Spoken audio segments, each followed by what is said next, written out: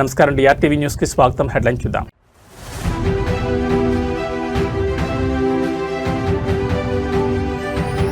నదుల పరిరక్షణే కూటమి ప్రభుత్వ ధ్యేయం. గోదావరిని కాలుష్యరహితంగా తీర్చిదిద్దామన్న పవన్ కళ్యాణ్.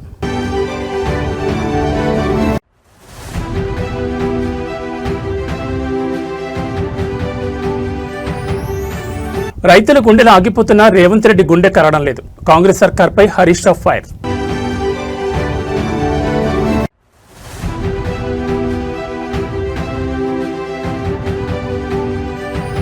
తొండవాడను పాకిస్తాన్తో పోలుస్తావా? చంద్రగిరి ఎమ్మెల్యేను చుట్టుముట్టి నిలదీసిన జనసేన శ్రేణులు.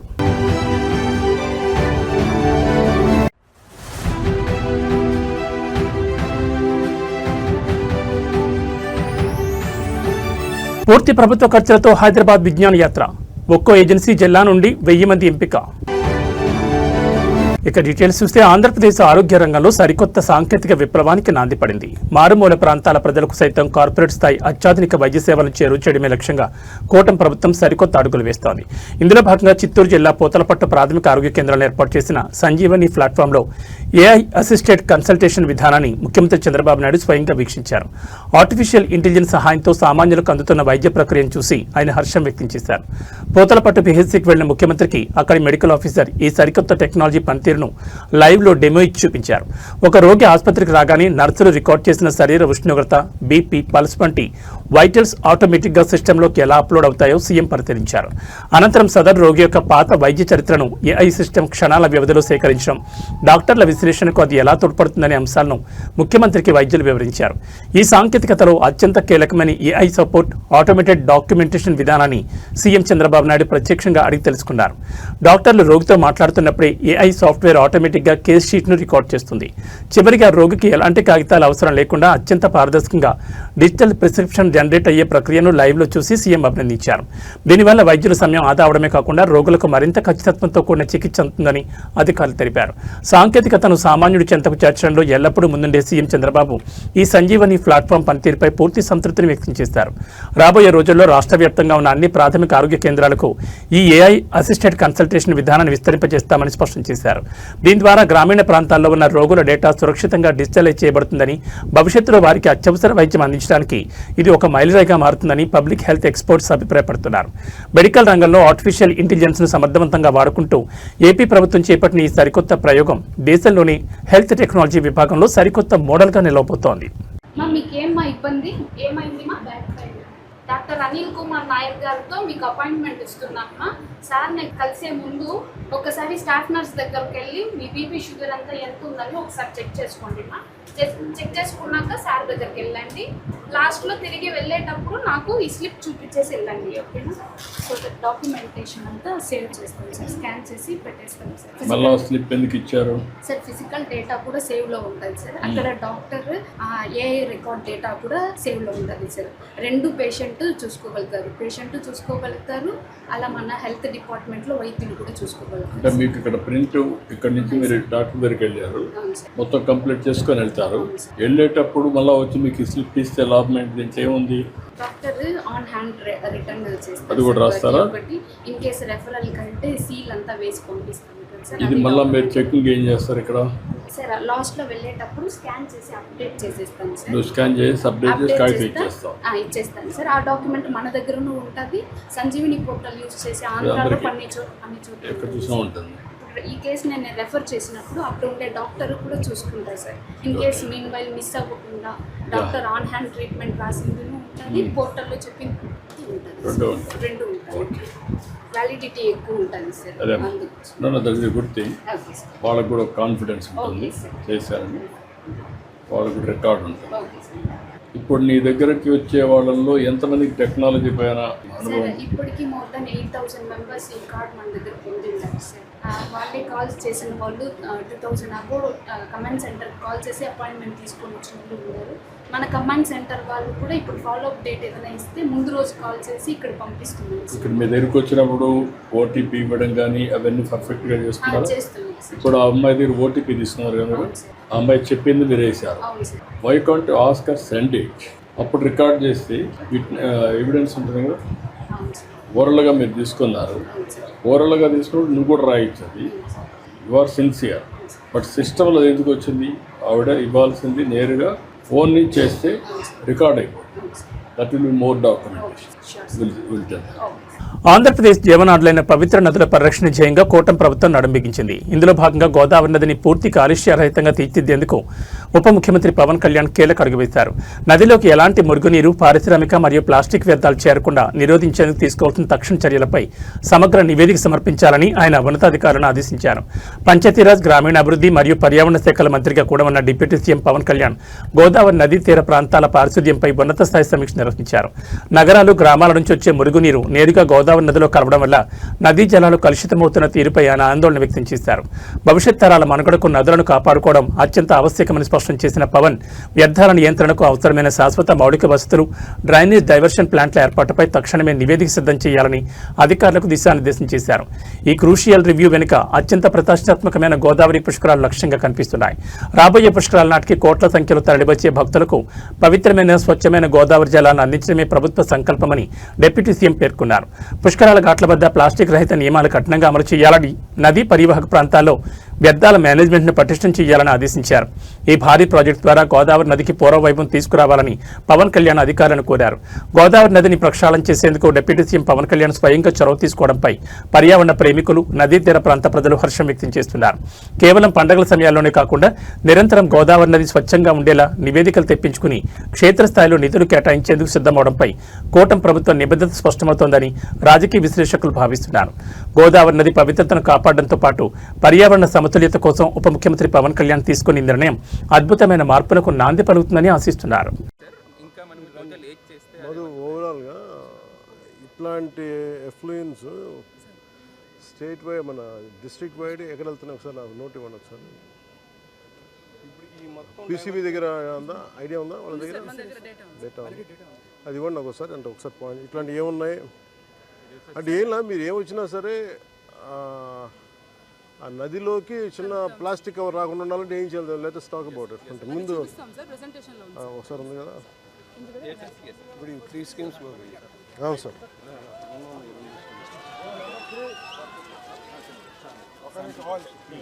ఏంటిది?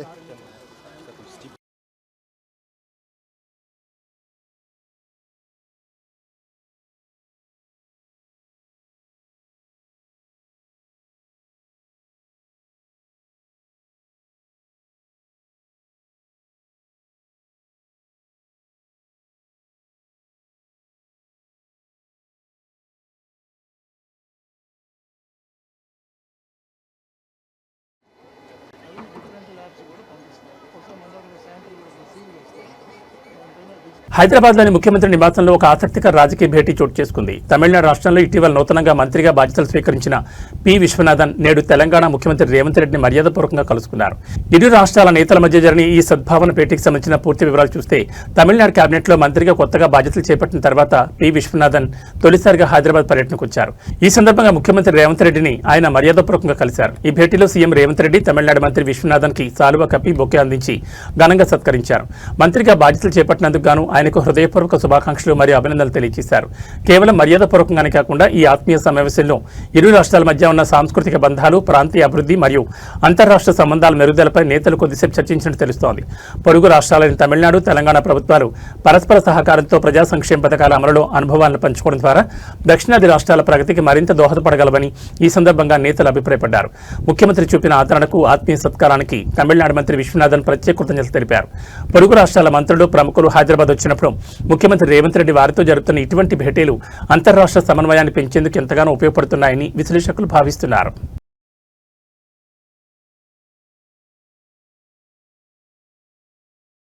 తెలంగాణలో ధాన్యం కొనుగోళ్ల చుట్టూ రాజకీయం వేడెక్కింది. ఐకేపీ కేంద్రాల్లో నెల రోజులుగా వడ్ల కుప్పల ముందే రైతులు పడిగాపులు కాస్తున్నా ప్రభుత్వం పట్టించుకోవడం లేదంటూ బీఆర్ఎస్ సీనియర్ నేత, మాజీ మంత్రి హరీష్ రావు కాంగ్రెస్ సర్కార్పై తీవ్రస్థాయిలో విరుచుకుపడ్డారు.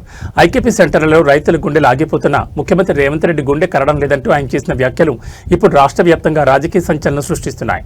రాష్ట్ర వ్యాప్తంగా ఏర్పాటు చేసిన ధాన్యం కొనుగోలు కేంద్రాల్లో క్షేత్రస్థాయి పరిస్థితులు దయనీయంగా మారాయి. తాము పండించిన వడ్లను అమ్ముకోవడానికి కొనుగోలు కేంద్రాలకు తీసుకొచ్చి నెల రోజులు గడుస్తున్నా ఇంతవరకు కనీసం ధాన్యం నింపేందుకు రైతులకు గన్ని సంచులు కూడా ఇవ్వడం లేదని అన్నదాతలు లబోదిబ్బోమంటున్నారు. ఎండ తీవ్రతకు ఒడ్లు ఎండిపోతుండడం, మరోవైపు అకాల వర్షాలు వస్తే ఎక్కడ తడిసిపోతుందోనని రైతులు రాత్రింబవళ్లు కొనుగోలు కేంద్రాల వద్ద జాగారం చేస్తున్నారు. రైతుల ఈ దీనస్థితిపై మాజీ మంత్రి హరీష్ రావు తీవ్రంగా స్పందించారు. అన్నదాతలు గుండె పగిలి చనిపోతున్నా రేవంత్ రెడ్డి ప్రభుత్వంలో చలనం లేదని ధ్వజమెత్తారు. ధాన్యం కొనుగోలు ప్రక్రియను పూర్తిగా గాలి కుదిలేశారని, కనీసం సంచులు సరఫరా చేయలేని చేతగాని స్థితిలో ఈ ప్రభుత్వం దంటూ దిగిపట్టారు. కొనుగోలు జరపకుండా కాలయాపన చేస్తూ రైతులు తక్కువ ధరకే దళారులకు అమ్ముకునేలా ప్రభుత్వం పరోక్షంగా మిల్లుల యజమానులకు కొమ్ము కాస్తోందని ఆయన ఆరోపించారు. సకాలంలో కొనుగోలు జరగకపోవడంతో అటు బ్యాంకుల నుంచి తెచ్చిన పెట్టుబడి అప్పులకు వడ్డీలకు పెరిగిపోతున్నాయని, ఇటు తూకం వేయడంలో ఆలస్యం జరుగుతోందని రైతులు ఆవేదన వ్యక్తం చేస్తున్నారు. కాంగ్రెస్ ప్రభుత్వం తక్షణమే స్పందించి యుద్ధ ప్రాతిపదికన కొనుగోలు కేంద్రాలకు సంచులు సరఫరా చేయాలని, చివరి గింజ వరకు మద్దతు ధర కొనుగోలు చేసి రైతాంగాన్ని ఆదుకోవాలని విపక్షాలు మరియు రైతు సంఘాలు డిమాండ్ చేస్తున్నాయి. ఒకవైపు అన్నదాతల కన్నీళ్లు, మరోవైపు విపక్షాల ముట్టడితో ధాన్యం కొనుగోలు వ్యవహారం రాష్ట్రాల్లో పెద్ద హాట్ టాపిక్ గా మారింది. మరి ఈ విమర్శలపై ప్రభుత్వం ఎలా స్పందిస్తుందో, కొనుగోలు ఎప్పటికీ వేగవంతం అవుతాయో చూడాలి. రైతుల గుండెలాగిపోయిన ఈ ప్రభుత్వము, ఈ రేవంత్ రెడ్డి గుండె కరగడం లేదు. కుప్పల మీదనే పిట్టల్లాగా రైతులు వాలిపోతున్నారు. నిన్న కొల్చారం మండలంలో మెదక్ జిల్లాలో ఒక రైతు చనిపోయినాడు. ఇప్పటికి రాష్ట్రంలో 10-12 మంది రైతులు చనిపోయినారు. ప్రభుత్వం ధాన్యం కొనడం లేదని బాధపడుతున్నారు. ఇప్పుడే ఒక మహిళా రైతు కలిసింది ఇక్కడ, నాగలక్ష్మి. మక్కలమ్మినము ఇంతవరకు రూపాయి రాలే.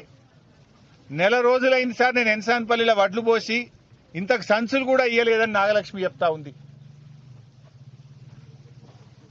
ముఖ్యమంత్రి ఏం డైలాగ్ కొడుతుండు, మిషన్ మోడ్ల వడ్లు కొనుండ్రు అని హైదరాబాద్లో కూర్చొని డైలాగ్ కొడుతుండు. మిషన్ మోడ్ అట. నీది మిషన్ మోడ్ కాదు రేవంత్ రెడ్డి, నీదంతా కమిషన్ మోడ్. మిషన్ మోడ్లో కొంటే నత్తలు కూడా సిగ్గుపడతాయి. నీ వడ్లు కొనే పద్ధతి చూస్తే నత్తలు కూడా సిగ్గుపడతాయి. రోహిణి కార్తె వచ్చినా 3వ వంతు వడ్లు కొనలే నువ్వు ఇప్పటికి. బులెటిన్లో short break. P.N. Reddy High School, recognized by Government of Telangana. Narsapur Crossroads, District Medak. Classes from nursery to 10th class. English medium, ప్రశాంత వాతావరణంలో నెలకొని అన్ని వసతులతో ఉన్న విశాలమైన స్వంత భవనం, కాలుష్యరహిత గ్రీన్ క్యాంపస్. అన్ని తరగతుల ప్రజలకు అందుబాటులో సాధారణ ఫీజులు, అత్యున్నత విద్యా ప్రమాణాలు, అసాధారణమైన విజయాలు. మా ప్రత్యేకతలు: నర్సరీ, ఎల్కేజీ, యూకేజీ పిల్లలకు ప్లేవే టీచింగ్ విధానం, round the clock CC camera monitoring, అనుభవం గడించిన ఉపాధ్యాయుల బృందం, కేరళ టీచర్లచే విద్యా బోధన, వసతులతో కూడినటువంటి విశాలమైన తరగతి గదులు, పరిమిత సంఖ్యలో విద్యార్థులు. ప్రతి విద్యార్థిపై ప్రత్యేక శ్రద్ధ చూపుతూ yoga, meditation, spoken English, interactive sessions నిర్వహించబడుతుంది. చదువుతో పాటు కంప్యూటర్ ల్యాబ్, డిజీ ల్యాబ్ ద్వారా టాపిక్ పట్ల అవగాహన కలిగించుట, ఐఐటి ఫౌండేషన్ స్పెషల్ క్లాసెస్ నిర్వహించబడతాయి. ప్రతి ఏటా ఎస్ఎస్సిలో 100% రిజల్ట్ సాధించి ప్రభంజనం సృష్టిస్తున్న విద్యా సంస్థ P.N. Reddy High School. Science lab, science fair, art fair నిర్వహించుట, సాంస్కృతిక కళలు, డాన్స్, డ్రామా, గేమ్స్ నిర్వహించుట మరియు సోషల్ యాక్టివిటీస్లో పార్టిసిపేట్ చేయించుట,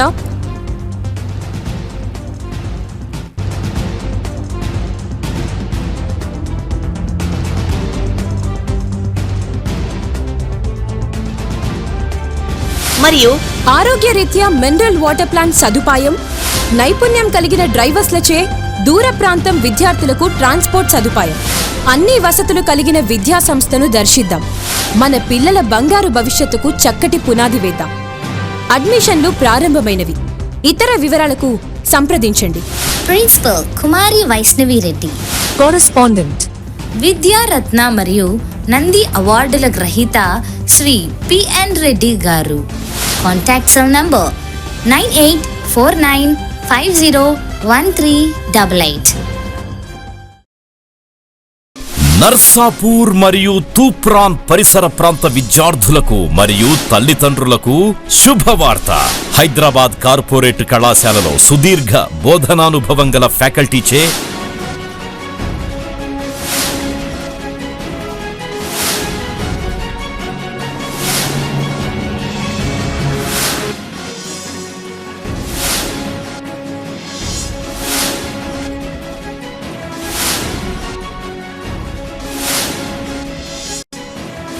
బోధనలు అందిస్తూ నూతన టెక్నాలజీతో డిజిటల్ టీచింగ్ ని ప్రవేశపెడుతూ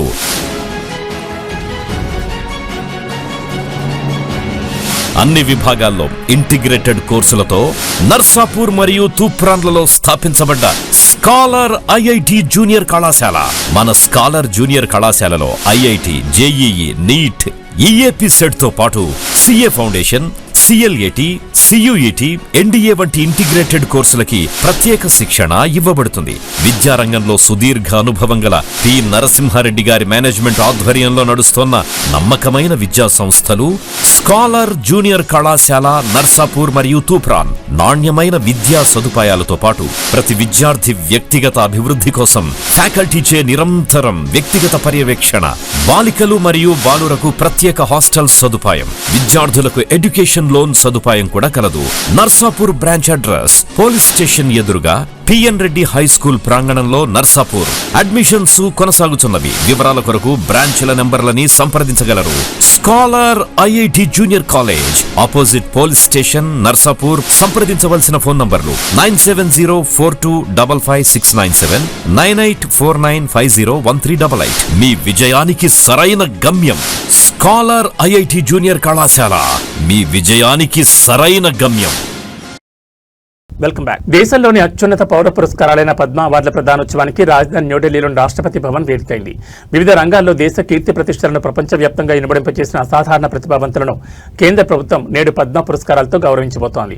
గౌరవ రాష్ట్రపతి ద్రౌపది ముర్ము ఈ రోజు దేశవ్యాప్తంగా ఎంపికైన ప్రముఖులకు ఈ అత్యున్నత అవార్డులను స్వయంగా ప్రదానం చేయనున్నారు. రాష్ట్రపతి భవన్లో జరిగే ఈ అత్యంత ప్రతిష్టాత్మక సివిలియన్ ఇన్వెస్టిచేర్ వేడుకలో మొత్తం 66 పద్మ అవార్డులను రాష్ట్రపతి ద్రౌపది ముర్ము బహుకరిస్తారు. ఈ పురస్కారాల్లో దేశంలోని రెండో అత్యున్నత పౌర పురస్కారమైన పద్మవిభూషణ్, అలాగే పద్మభూషణ్ మరియు వివిధ రంగాల్లో అద్భుతమైన ప్రతిభ కనబరిచిన సాధకులకు పద్మశ్రీ 58 పురస్కారాలను ఈ వేడుకలు అధికారికంగా అందజేస్తారు. కళలు, సాహిత్యం, సైన్స్, క్రీడలు, సామాజిక సేవ మరియు ప్రజా వ్యవహారాల రంగాల్లో నిరుపమాన సేవలు అందించిన వారు ఈ అవార్డు గ్రహీతల్లో ఉన్నారు. ఈ మహోన్నత కార్యక్రమానికి భారత ప్రధానమంత్రి నరేంద్ర మోడీ, కేంద్ర హోంమంత్రి అమిత్ షాతో పాటు పలువురు కేంద్ర మంత్రులు, అత్యున్నత స్థాయి దౌత్యవేత్తలు మరియు రక్షణ రంగాల అధిపతులు హాజరు కానున్నారు. దేశ ప్రగతిలో భాగస్వాములైన అన్సంగ్ హీరోస్ అనబడి తెర వెనుక సామాన్య ప్రతిభావంతులను గుర్తించి ఈ వేదికపై గౌరవిస్తుండడం ఈ పద్మ అవార్డుల ప్రత్యేకత. సాంప్రదాయం పద్ధతిలో సాగే ఈ అట్టహాస వేడుకను వీక్షించేందుకు దేశ ప్రజలందరూ ఎంతో ఆసక్తిగా ఎదురుచూస్తున్నారు. ఈ ఏడాది పద్మ పురస్కారాలు అందుకుంటున్న వారిలో తెలుగు రాష్ట్రాలైన ఆంధ్రప్రదేశ్ మరియు తెలంగాణకు చెందిన పలువురు ప్రముఖులు ఉండడం విశేషం. సాహిత్యం, సంస్కృతి, వైద్యం మరియు సేవా రంగాల్లో తెలుగు నేల ఖ్యాతిని చాటిన వీరు నేడు రాష్ట్రపతి చేతుల మీదుగా ఈ ప్రతిష్టాత్మక అవార్డులను స్వీకరించి దేశ రాజధానిలో తెలుగు జెండాను ఎగరవేయబోతున్నారు. అవార్డు గ్రహీతలందరికీ దేశవ్యాప్తంగా అభినందనలు వెల్లువకురుస్తోంది. దేశరత్నాలకు రాష్ట్రపతి భవన్లో జరిగే ఈ పద్మ పురస్కారాల సత్కారం ప్రతి ఒక్క భారతీయుడికి ఎంతో గర్వకారణం.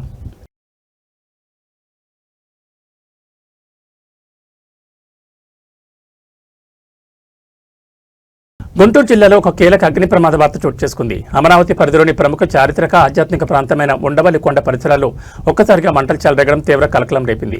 అయితే అగ్నిమాపక సిబ్బంది సకాలంలో స్పందించి భారీ ప్రమాదం తప్పించారు. కొందరు గుర్తు తెలియని ఆకతాయిలు చేసిన నిర్లక్ష్య పని కారణంగానే ఈ ప్రమాదం జరిగినట్లు తెలుస్తోంది.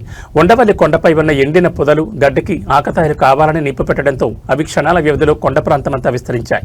వేసవి తీవ్రతకు ఎండలు మండిపోతుండటంతో మంటలు వేగంగా పైకి ఎగిసిపడ్డాయి. దట్టమైన పొగలు కమ్ముకోవడంతో స్థానికులు మరియు పర్యాటకులు తీవ్ర భయాందోళనకు గురయ్యారు. స్థానికుల సమాచారం మేరకు ఫైర్ సిబ్బంది వెంటనే ఫైర్ ఇంజన్లతో క్షేత్రస్థాయికి చేరుకున్నారు. కొండ ప్రాంతం కావడంతో నీటి వాహనాలు వెళ్లేందుకు కాస్త ఇబ్బంది ఎదురైనప్పటికీ అగ్నిమాపక సిబ్బంది అత్యంత శ్రమించి మంటలను నలువైపులా వ్యాపించుకుంటూ అడ్డుకున్నారు. నిరంతరాయంగా నీటిని చిమ్ముతూ గంటల పాటు శ్రమించి ఎట్టకేలకు మంటలను పూర్తిగా అదుపులోకి తెచ్చారు. ప్రస్తుతం పరిస్థితి పూర్తిగా అదుపులో ఉందని, ఎవరూ ఆందోళన చెందాల్సిన అవసరం లేదని అటవీ అగ్నిమాపక శాఖ అధికారులు స్పష్టం చేశారు. చారిత్రక కట్టడాలకు ఎలాంటి నష్టం వాటిల్లకపోవడంతో అందరూ ఊపిరి పీల్చుకున్నారు. పురాతన పర్యాటక ప్రాంతాల్లో ఇలాంటి బాధ్యతారాహిత్య పనులను పాల్పడే ఆకతాయిలపై పోలీసులు కఠిన చర్యలు తీసుకోవాల్సిన అవసరం ఎంతైనా ఉంది.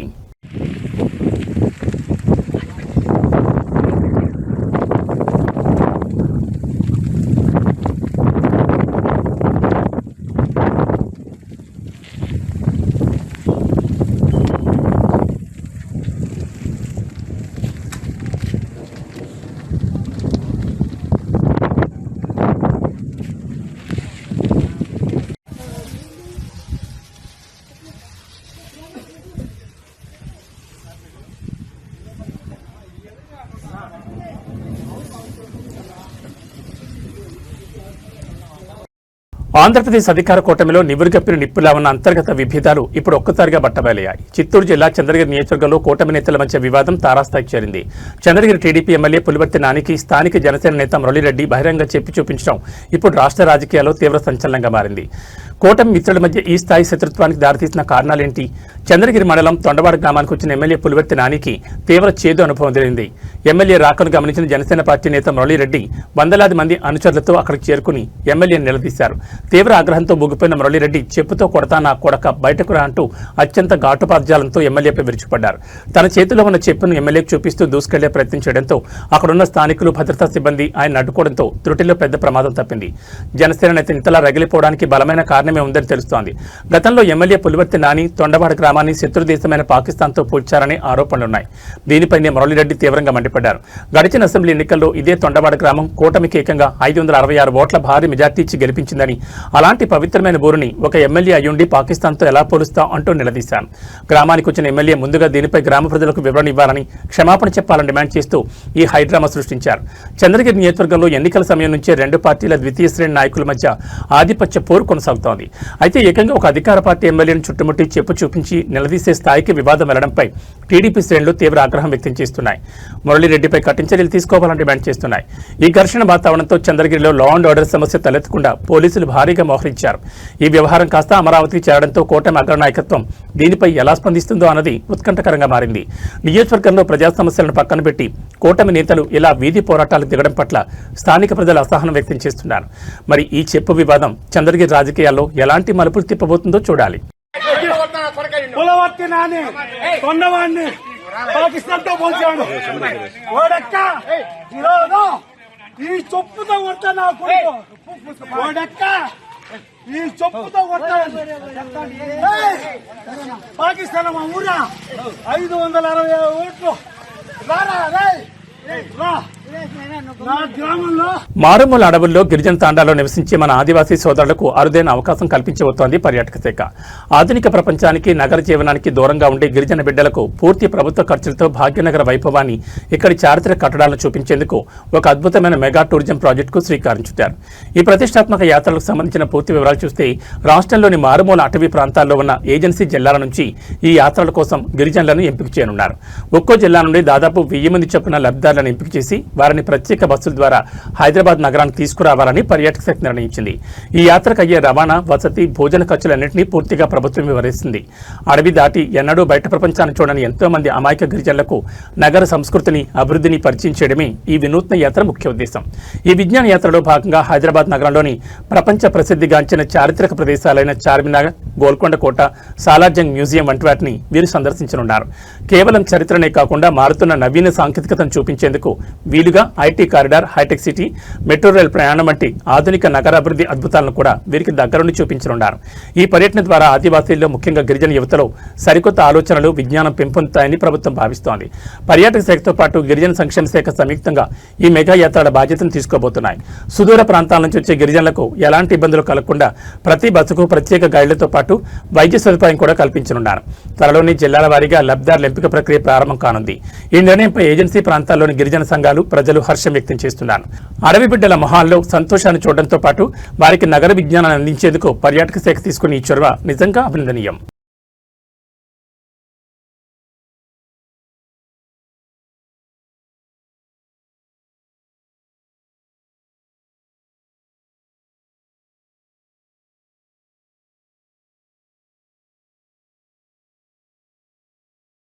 హైదరాబాద్ భాగ్యనగరంలో అత్యంత కీలకమైన పశ్చిమ మండలం కనెక్టివిటీ రోడ్ మెహదీపట్నం మీదుగా ప్రయాణించే వాహనదారులకు అలర్ట్. మెహదీపట్నం రైతు బజార్ మరియు బస్ స్టాప్ సమీపంలో ఎంతో కాలంగా ఎదురుచూస్తున్న పెడెస్ట్రియన్ స్కైవాక్ బ్రిడ్జ్ నిర్మాణ పనులు ప్రస్తుతం అత్యంత వేగంగా కొనసాగుతున్నాయి. ఈ పనుల నేపథ్యంలో ఆ ప్రాంతాల్లో ట్రాఫిక్ తీవ్రంగా నెమ్మదించింది. మెహదీపట్నం జంక్షన్లో పాదచారుల భద్రత కోసం హెచ్ఎండిఏ ప్రతిష్టాత్మకంగా నిర్మిస్తున్న ఈ భారీ స్టీల్ స్కైవాక్ బ్రిడ్జ్ పనులు చివరి దశకు చేరుకున్నాయి.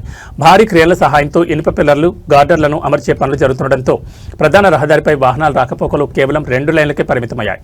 దీనివల్ల మాసపు ట్యాంక్ వైపు నుంచి రేతిబౌలి, టోలీ చౌక్ వెళ్లే మార్గంలో మరియు అటువైపు నుండి వచ్చే రోడ్లలో వాహనాలు బంపర్ టు బంపర్ నెమ్మదిగా కదులుతున్నాయి. క్షేత్ర క్షేత్రస్థాయిలో ప్రయాణికులకు ఎలాంటి ఇబ్బందులు కలగకుండా ఉండేందుకు హైదరాబాద్ ట్రాఫిక్ పోలీసులు రంగంలోకి దిగారు. అదనపు బలగాలను మోహరించి వాహనాలు నిరంతరం క్రమబద్ధీకరిస్తున్నారు. అయినప్పటికీ పనుల తీవ్రత దృష్ట్యా ఈ మార్గంలో ప్రయాణించేవారు సాధ్యమైనంత వరకు ప్రత్యామ్నాయ దారులను ఎంచుకోవాలని అధికారులు సూచిస్తున్నారు. మాసబ్ ట్యాక్ నుండి వెళ్లేవారు బంజారాహిల్స్ రోడ్ నెంబర్ 12 మీదుగా లేదా PVNR ఎక్స్ప్రెస్ వే డౌన్ రాంపుల మళ్లింపులను గమనించి ప్రయాణించాలని, అత్యవసర ప్రయాణాలు ఉన్నవారు అదనపు సమయాన్ని కేటాయించుకుని బయలుదేరాలని విజ్ఞప్తి చేశారు. మెహదీపట్నంలో ట్రాఫిక్ చిక్కుల్లో పడకుండా ఉండాలంటే నగరవాసులు గూగుల్ మ్యాప్స్ మరియు ట్రాఫిక్ పోలీసుల అధికారిక సోషల్ మీడియా అప్డేట్స్ ని గమనిస్తూ ప్రయాణించడం మంచిదంటున్నారు.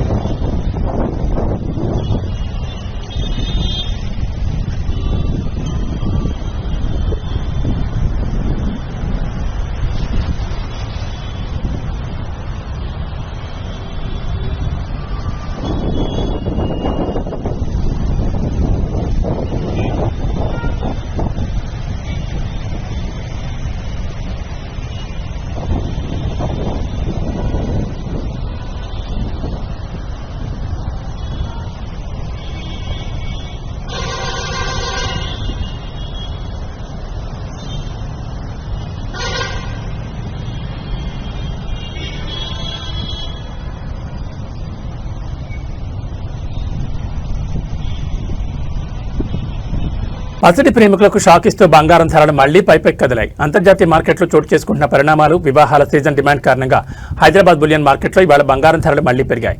పసిడితో పాటు వెండి ధరలు కూడా అదే బాటలో పయనిస్తూ సామాన్యులకు మరింత భారాన్ని కలిగిస్తున్నాయి.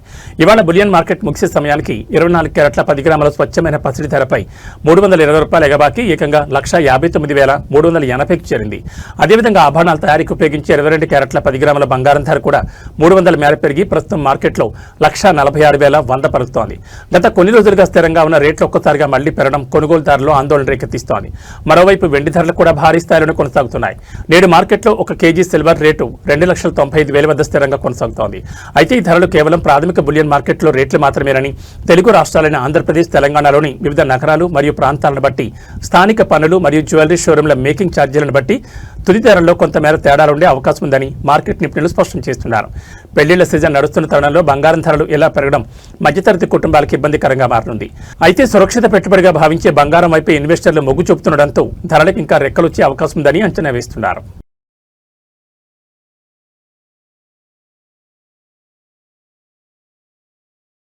తెలుగు రాష్ట్రాల్లో భానుడు తన ప్రతాపం చూపిస్తున్నాడు. రోహిణి కార్తె ప్రవేశంతో ఎండల తీవ్రత మరింత ముదిరింది. ఇవాళ కూడా 2 రాష్ట్రాల్లో ఎండలు మండిపోతాయని, ప్రజలు అప్రమత్తంగా ఉండాలని వాతావరణ శాఖ నిపుణులు హెచ్చరిస్తున్నారు. ఏపీ మరియు తెలంగాణలోని పలు జిల్లాలు రికార్డు స్థాయి ఉష్ణోగ్రతలు నమోదయ్యే అవకాశం ఉందన్న తాజా వాతావరణ నివేదిక వివరాలు చూస్తే ముందుగా ఆంధ్రప్రదేశ్ విషయానికి వస్తే రాష్ట్రంలోని పలు జిల్లాలు ఎండలు తీవ్ర రూపం దాల్చనున్నాయి. ముఖ్యంగా పల్నాడు, గుంటూరు, ఎన్టీఆర్, కృష్ణా, ఏలూరు, పోలవరం సహా ఉభయ గోదావరి జిల్లాల్లో సూర్యుడి బగబగలు కొనసాగుతాయి. ఈ ప్రాంతాల్లో గరిష్ట ఉష్ణోగ్రతలు 45 డిగ్రీల నుంచి ఏకంగా 48 డిగ్రీల వరకు ఎగబాకే ప్రమాదం ఉందని వాతావరణ శాఖ అంచనా వేసింది. మధ్యాహ్నం పూట తీవ్రమైన ఉక్కపోత, వేడిగాలులు వీచే అవకాశం ఉంది. అటు తెలంగాణలోనూ పరిస్థితి ఇలాగే ఉండబోతోంది. ఉమ్మడి ఆదిలాబాద్, నిజామాబాద్, కరీంనగర్, వరంగల్, ఖమ్మం జిల్లాలో ఇవాళ రికార్డు స్థాయి టెంపరేచర్స్ నమోదయ్యే వీలుంది. ఈ జిల్లాల్లో ఉష్ణోగ్రతలు 44 డిగ్రీల నుంచి 47 డిగ్రీల వరకు రికార్డు అయ్యే అవకాశం ఉందని అధికారులు పేర్కొన్నారు. అయితే ఇదే సమయంలో తీవ్రమైన వేడి కారణంగా స్థానికంగా ఏర్పడే ద్రోణి ప్రభావంతో కొన్ని జిల్లాల్లో అక్కడక్కడ అకాల వర్షాలు లేదా ఉరుములతో కూడిన జల్లులు పడవచ్చని కూడా వాతావరణ శాఖ నిపుణులు హెచ్చరించారు. ఎండలు మరియు వడగాల్పులు తీవ్రత దృష్ట్యా ప్రజలు అత్యవసరమైతే తప్ప మధ్యాహ్నం 11 గంటల నుంచి సాయంత్రం 4 గంటల వరకు బయటకు రాకూడదని వైద్యులు సూచిస్తున్నారు. తగిన నీరు, ద్రవ పదార్థాలు తీసుకుంటూ జాగ్రత్తలు వహించాలన్నారు. మధ్యతరగతి ప్రజలపై మరోసారి ధరల భారం పడింది. ఇప్పటికే నిత్యావసర వస్తువుల ధరలతో సతమతమవుతున్న దేశ ప్రజలకు చమురు సంస్థలు గట్టి షాక్ ఇచ్చాయి. దేశవ్యాప్తంగా పెట్రోల్, డీజిల్ ధరలు మళ్లీ పెరిగాయి. అంతర్జాతీయ మార్కెట్ ప్రభావమో లేదా చమురు సంస్థల ఇష్టారాజ్యమో గానీ లీటర్ ఇంధనంపై దాదాపు ₹3 వరకు వడ్డించడం ఇప్పుడు వాహనదారుల్లో తీవ్ర ఆందోళన కలిగిస్తోంది. చమురు సంస్థలు సవరించిన ధరల ప్రకారం లీటర్ పెట్రోల్పై ₹2.84, అలాగే లీటర్ డీజిల్పై ₹2.86 అదనంగా పెరిగాయి. ఈ ధరల పెంపుతో తెలుగు రాష్ట్రాల్లోని ప్రధాన నగరాల్లో ఇంధన ధరలు సెంచరీ దాటి ఎక్కడో మైలురాళ్లను తాకుతున్నాయి. ముఖ్యంగా రవాణా రంగంపై ఆధారపడిన డీజిల్ ధర కూడా పెట్రోల్తో పోటీ పడుతూ పెరగడం అన్ని రంగాలపై ప్రభావం చూపే ప్రమాదం కనిపిస్తోంది. 2 రాష్ట్రాల ప్రధాన నగరాల్లో మారిన ధరల వివరాలను ఒకసారి పరిశీలిస్తే ఆంధ్రప్రదేశ్ సాంస్కృతిక రాజధాని విజయవాడలో లీటర్ పెట్రోల్ ధర ఏకంగా ₹117.19 చేరింది. అలాగే డీజిల్ ధర లీటరుకు ₹104.88 నమోదైంది. మరోవైపు తెలంగాణ రాజధాని హైదరాబాద్లోనూ ఇంధన ధరలు బగ్గుమన్నాయి. భాగ్యనగరంలో లీటర్ పెట్రోల్ రేటు ₹115.58 చేరగా డీజిల్ ధర లీటరు ₹103.74గా కొనసాగుతోంది. జిల్లాల వారీగా లోకల్ ట్యాక్సుల ఆధారంగా ఈ ధరలు మరికొంత పెరిగే అవకాశం ఉంది. ఈ ఆకస్మిక ధరల పెంపుపై వాహనదారులు, సామాన్య ప్రజల నుంచి తీవ్ర వ్యతిరేకత వ్యక్తమవుతోంది. డీజిల్ ధరలు పెరగడం వల్ల లారీలు, ఇతర రవాణా వాహనాల ఛార్జీలు పెరిగి తద్వారా కూరగాయలు, ఇతర నిత్యావసర వస్తువుల ధరలు కూడా ఆకాశం తాకుతాయని సామాన్యులు ఆవేదన వ్యక్తం చేస్తున్నారు. ప్రభుత్వం తక్షణమే జోక్యం చేసుకుని పన్నులు తగ్గించడం ద్వారా ఇంధన ధరలను అదుపు చేయాలని డిమాండ్ చేస్తున్నారు. పెరిగిన ధరలు బడ్జెట్ను తలకిందులు చేస్తుంటే సామాన్యుడి బండి బయటకు తీయాలంటేనే భయపడే పరిస్థితి వస్తోంది. మరి ఈ ధరల పెంపుపై ప్రభుత్వం ఎలా స్పందిస్తుందో చూడాలి. ఇవి బులెటిన్ విశేషాలు. మరో బులెటిన్లో మళ్ళీ కలుసుకుందాం. నమస్కారం.